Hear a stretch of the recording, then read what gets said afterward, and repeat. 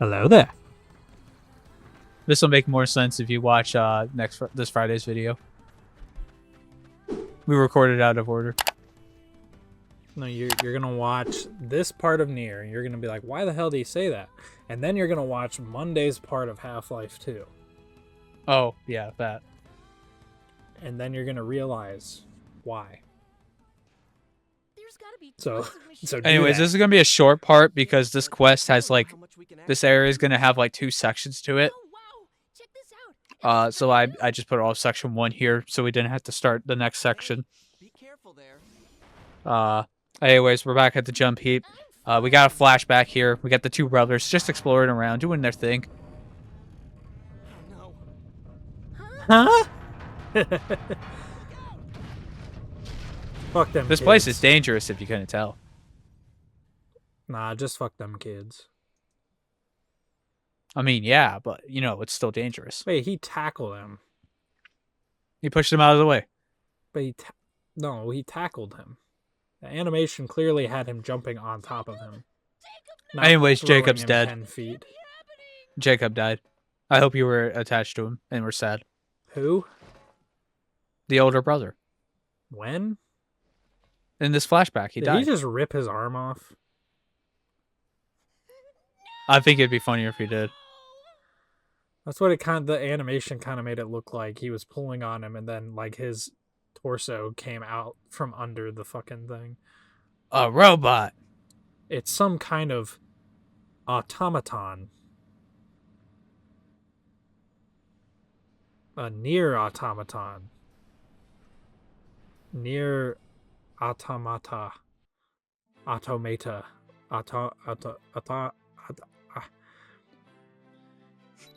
If you're gonna be so obsessed with this, why don't you say auto instead of auto? What do you mean? You're painstakingly saying automata instead of automata. So why don't you say auto It's instead not auto instead of? automata. It's automata. So why don't you say auto instead of auto?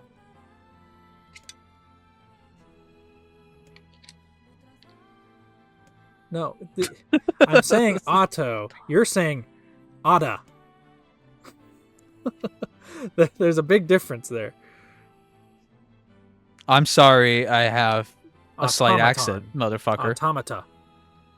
Automata. Automata. Automata. Automata. We had this discussion before the. So anyways, Gideon here is all grown up now, and he's about as mentally unstable as Papa Nier is. Like us wanting to kill every shade, he wants to kill every robot, and it's really funny. Yeah, but he's a pathetic excuse for a man. Look at fucking Papa Nier and his pectorals and his shoulders, and then look at this other fucker Gideon over here with his fat ass. It's a wonder Papa Nier doesn't have more children, if you get what I mean. Gideon's kind of got a sleeper build going on. He's not very mentally stable, you know. He's kind of a bit of a twink. Okay. Anyways, he's gifted us a new sword, but oh no, it's broke. We have to get more materials. So, we get to repeat the first quest we ever did here again. Isn't that great? And now we get to go to a different section. They already did this. And we're doing it again, but in a different section now. This so game it's different. Might be bad. No, it's good. It's good. I don't believe you. It's good. Guys, it's fine. We're going to Oranos. It's definitely different. He died protecting the only family he had left. Hey, look, you can have repeated content like this, but it could still be fun. I'm just going to point it out in an egregious manner because it's funny. Yeah, but, you know, I bring up Frontiers and I make fun of it. And that game is the frickin' epitome of repeated content. Kiting. Yeah, but you see, Frontiers is like bog standard and steals ideas from everything. This is at least unique. That is true. No, there's nothing quite like this. I can't give Frontiers like any credit because its only idea is, what if we did all this stuff that all these other games do, but put Sonic in it? And you know, sometimes that ambition, even if it doesn't always achieve what it wants, you know, it can elevate a game. You know, I think that's something we can all agree we like about Sonic 06. We love its ambition, you know? Yeah. Even if it's not that good of a game. Because it's, you know, fundamentally unfinished. Ow. By the way, I never used it, but I discovered there's an option for recoveries if you hit the cancel button. I don't know if that just allows you to automatically stand up and stop yourself from being thrown away, but you know. Oh my god, I saw it in the tutorials. Huh? Oh my god, it is Frontiers.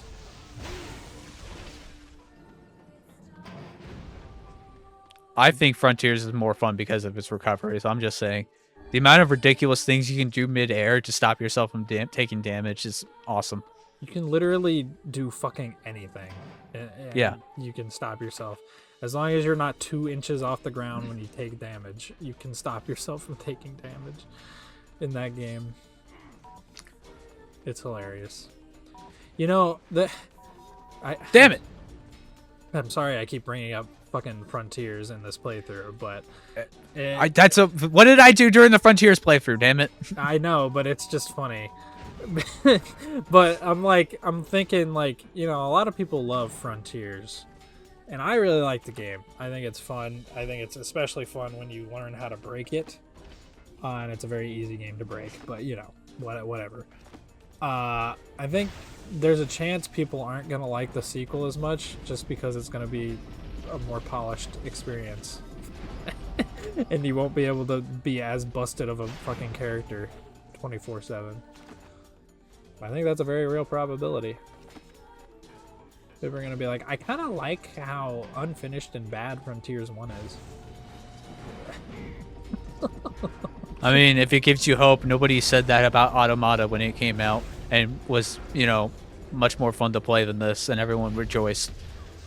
Yeah, but these are Sonic fans, so someone's gonna express, wow, Sonic Frontiers is way better than, or Sonic Frontiers 2 is way better than Sonic Frontiers, and people are gonna take that as a personal attack against their character, and they're gonna. We're just happy that people are, you know, playing our game and liking it. Yeah, we're just happy about that. The Nier community is just like, hell yeah, more people playing this. Fuck yes. I'm okay with that. What's gatekeeping? Why would we gatekeep it? We want people to play this. Because it's a Square Enix title, and we kind of need people to play it to actually get more. See, but the fundamental difference between like Nier, the series, and Sonic, the series, is that Sonic consistently gets games. So when they release a not good one, I think it's okay to be like, yeah, this isn't good. And hey, we get a game like every 5-6 years. How long has it been since when did I'm pretty sure this has been like one of the longest gaps, other than maybe between Drakengard 1 and Nier, not including Drakengard 2. Are they even working on a new game? Wait, I don't know. That's a good question. It'd be very disappointing. The best we have is Yoko Taro sitting in front of a camera holding money saying, if you guys keep giving me money, I'll give you Nier forever. And, you know, I appreciate his honesty. I feel like when the next Nier game gets announced, it's going to feel pretty monumental in the gaming sphere. Because Automata was huge when it came out. It really was. 7 million copies. Actually, it may have been 8 million. I don't remember what the current count was. Mm-hmm. But it's still just absolutely ridiculous. It is now being touted by Sony executives as the game that fixed JRPGs and brought back the idea that you can make a game in Japan and not have to care about what the West thinks of it. You know? Which, you know what? I am very thankful for that sentiment existing now. Even Sakurai, Masahiro Sakurai, the Smash dev and the creator of Kirby and everything, he recently was interviewed, and he said that, yeah, he doesn't think that Japanese developers should be trying to cater to other countries. They should be taking their own experiences and, you know, making what they want. And yeah, I firmly agree with that. I think people, no matter where you're from, you should just make something that you want. You shouldn't really, I mean, worrying about sales and everything, that's important, because, you know, executives are going to be like, hey, this game didn't do well, you're never making a game again. But like, I think the best games we get are just people just genuinely having passion for whatever they're making, instead of trying to make stuff that is you know, trying to have maybe mass appeal or whatever. Say what you want about Drakengard and Nier, they certainly fit that category, you know? Yeah. And I think there's something magical about that, especially a game published by Square Enix, the company famous for saying Tomb Raider was a failure. Yeah, I don't really fucking get Square Enix in the modern day. Have you... That's why it's a good thing that Nier and Drakengard are their smaller games, so they probably don't have high sale expectations. Have you seen that new game that, like, literally just came out called... Claire Obscura? Yeah, that one. And it's like a... Yeah. It's more of a AA turn-based RPG. Yeah, it's a French-developed JRPG. Yeah. With a lot of, like, Ubisoft developers on it. I know that. Yeah, and I hear nothing but good. Yeah, I hear nothing but good. I hear it's selling very well, considering the budget they had for the game. If I wasn't tied down with other RPGs and visual novels, I'd be playing it right now. Yeah. Like 100%. Pretty much everyone is saying, man, it'd be nice if Square would do more stuff like this, where it's like not this massive AAA product for $60-$70. And I mean, we have been getting some of the smaller scale RPGs, other than like the Dragon Quest 3 HD remake. That one's pretty pricey, but like shit like Octopath, I Am Setsuna, they're not, you know, AA style games, but they're done with pixel art or lower quality graphics. But we are still getting that kind of, and they are pushing different designs. Bravely Default as well. I think people... It just sucks that we don't get a AA style game. Yeah, because AA is just such a nice middle ground. I think a lot of people would kill for a AA Final Fantasy. I feel like the only AA game Square Enix has made that anyone talked about was probably Nier Automata. Yeah. You know? Yeah. I like with Claire Obscura, I really hope that it's kind of a trendsetter, considering how well it's doing. And not even just RPGs. Not even just RPGs. I hope we just get more AA stuff from these bigger developers. Like, they can like, still what happened to Machine stuff. Games making like Wolfenstein? I'd call that a AA game. That was perfectly good. Yeah. Like, I know obviously they made Indiana Jones, but from what I can tell, that's very much a AAA game. So it's just kind of sad to see, because we got that. No one's doing Wolfenstein. Doom's definitely AAA. Yeah, and inherently with AA games, there's less risk involved, so you can be more creative with it. Like, you don't have to try and do this mass appeal thing to get as many sales as possible. You can just make something a little more unique. And I just want to point out real quick, this is not the robot we saw in the previous cutscene. It looks very similar. It does. The robot in the cutscene has a name tag that says P33. This one either doesn't have a name tag or it'll say something different. Or it's the same model and they got lazy, but either way, it's not the same robot. Gotcha. Anyways, yeah, AA games need to be made more. Yeah. You know? Would you call something like Rayman a AA game? Yeah, I would. And I miss Rayman. Like, and those so those are magical. I think. I haven't played them. Rayman Origins. Brain Scratch made it look good. Rayman Origins and Legends are two of the best 2D platformers. Period. Like they're fucking great. Sonic should be a mid or a double A game, I mean, but they keep trying a triple A and failing badly. I mean, for Sonic's like normal games from Sonic Team lately, I would say they've all been pretty double A. But I mean, like back in the day where they could have really capitalized on double A stuff and kept their budgets a little more sane.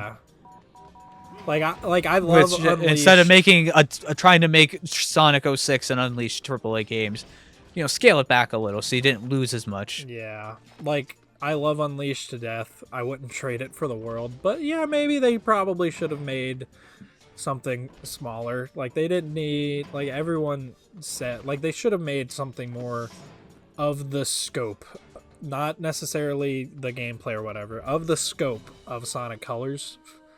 Like if they just had Unleashed as it was, but maybe simplified, it's just the levels, that sort of thing. I think that would have gone over so much better at that time. Well, at least they wouldn't have lost as much money, and you wouldn't reception have probably would have been the same, and you wouldn't have had people being like, Sonic turned into a werewolf, what has this series become, this is so bad, ha ha ha. Oh, you're saying cut the Werehog too? Okay. Yeah, I'm saying like basically do like the changes that they made between Unleashed and Colors. Have those implemented from the start, but still have the Unleashed core really good boost gameplay there. And I think like that game would have been really well received. Because Colors was really fucking well received. I mean, I guess Generations fits that for us.